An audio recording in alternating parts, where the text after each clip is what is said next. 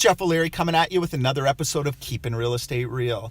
Today I want to ask you a question. What's the purpose of owning a home? Now, sure, you can own it for your lifestyle, you can raise your family, all that kind of stuff. It's all great. But I'm going to argue the reason you should own a home, especially if you're a first-time home buyer in this day and age, is to build equity over the long term. Because let's face it, you can get a lot of the other things that go along with it, like being in a good school zone, raising your family, having a nice looking home, by renting the home. So ultimately, by putting your money into a home, you're going to build equity in the long term. So when you go to retire, you have an asset that's worth maybe $1 million, $1.5 million. Well, at the same time, you're paying down the mortgage because you're going to pay rent anyway. Now, where it comes in is I find a lot of first-time home buyers are frustrated in this market. Prices are expensive. There's a lot of competition to get homes.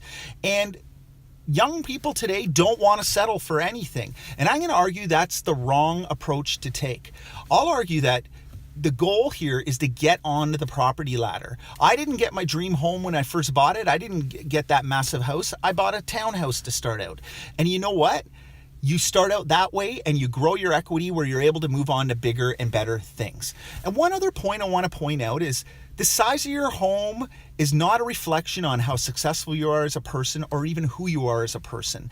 And a lot of times the media, they promote that out there and people think, I have to have that home that should be in a magazine. No, you don't. You need to have a home that serves your lifestyle properly, that fits within your affordability and allows you to grow equity over the long term. There you have it. I'm Jeff O'Leary talking about buying a home. If you have any questions about real estate, always feel free to call or email me.